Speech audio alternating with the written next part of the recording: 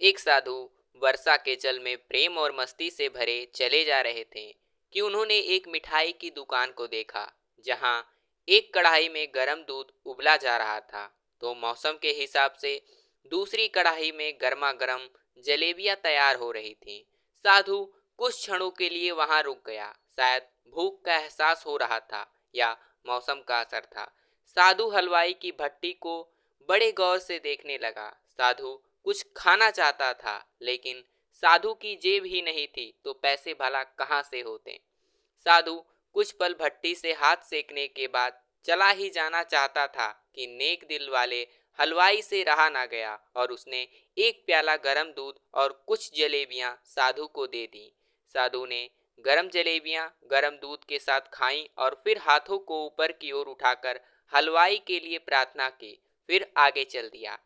साधु बाबा का पेट भर चुका था। दुनिया के दुखों से बेपरवाह वो फिर एक नए जोश से बारिश के गदले पानी के छींटे उड़ाते चले जा रहे थे।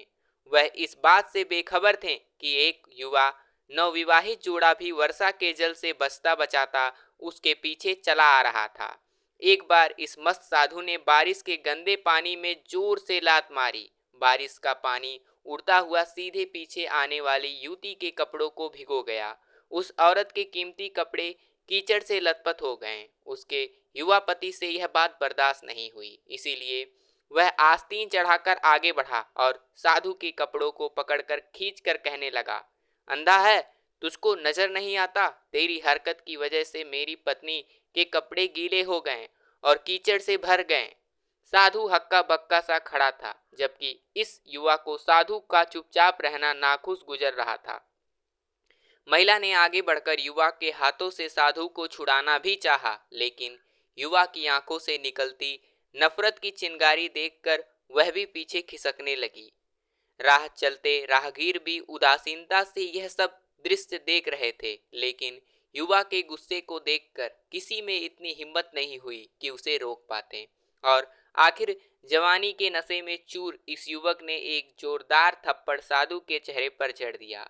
बूढ़ा साधु थप्पड़ की मार ना झेलता हुआ लड़खड़ाता हुआ कीचड़ में जा गिरा। युवक ने जब साधु को नीचे गिरता देखा तो मुस्कुराते हुए वहां से चल दिया। बूढ़े साधु ने आकाश की ओर देखा और उसके ओंठों से निकला, वाह मेरे भगवान, कभी गरम दूध जलेबियां और कभी गरम थप्पड़, लेकिन जो तू चाहे मुझे वही पसंद है। यह कहता हुआ वह एक बार फिर अपने रास्ते पर चल दिया। दूसरी ओर वह युवा जोड़ा अपनी मस्ती को समर्पित अपनी मंजिल की ओर अग्रसर हो गए। थोड़ी ही दूर चलने के बाद वे एक मकान के सामने पहुंचकर रुक गए। वह अपने घर पहुंच गए थे। वो युवा अपनी जेब से चाबी निकालकर अपनी पत्नी से हंसी मजाक करते हुए ऊपर घर की सीढ़ियों पर चढ़ रहा था। बारिश के कारण सीढ़ियों पर फिसलन हो गई थी। अचानक युवा का पैर फिसल गया और वह सीढ़ियों से नीचे गिरने लगा।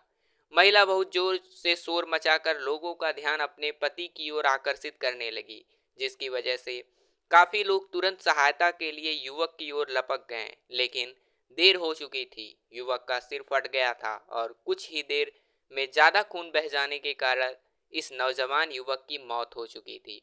कुछ लोगों ने दूर से आते साधु बाबा को देखा तो आपस में कानाफूसी होने लगी कि निश्चित रूप से इस साधु ने थप्पड़ खाकर युवा को श्राप दिया है, अन्यथा ऐसे नौजवान युवक केवल सीढ़ियों से गिरकर मर जाना बड़े अचंभे की बात लगती है।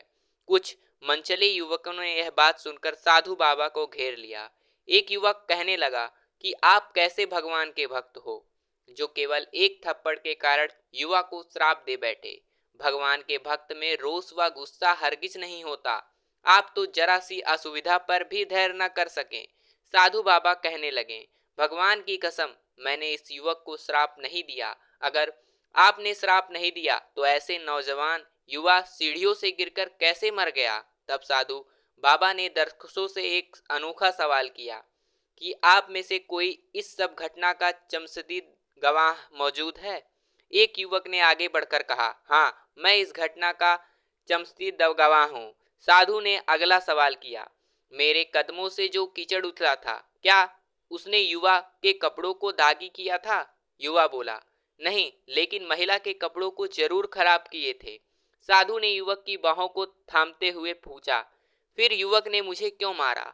युवा कहने लगा, क्योंकि वह युवा इस महिला की प्रेमी थी और यह वह बर्दाश्त नहीं कर सका कि कोई उसकी प्रेमी के कपड़ों को गंदा करे, इसीलिए उस युवक ने आपको मारा। युवा की बात सुनकर साधु ने एक जोरदार ठहाका बुलंद किया और यह कहता हुआ वहां से विदा हो गया, तो भगवान की कसम, मैंने श्राप कभी किसी को नहीं दिया, लेकिन कोई है जो मुझसे प्रेम रखता है, अगर उसका यार सहन नहीं कर सका तो मेरे यार को कैसे बर्दाश्त होगा कि कोई मुझे मारे। और मेरा यार इतना शक्तिशाली है कि दुनिया का बड़े से बड़ा राजा भी उसकी लाठी से डरता है। सच है, उस परमात्मा की लाठी दिखती नहीं और आवाज भी नहीं करती, लेकिन पड़ती है तो बहुत दर्द होता है। हमारे कर्म ही उसकी लाठी से बचाते हैं, बस कर्म अच्छे होने चाहिए। तो दोस्तों, हमारी छोटी सी कहानी आपको कैसी लगी कमेंट बॉक्स में अपनी राय जरूर दीजिएगा। कहानी अच्छी लगी तो वीडियो को लाइक करके चैनल को सब्सक्राइब करना मत भूलिएगा। फिर मिलते हैं एक नए वीडियो में, तब तक के लिए धन्यवाद।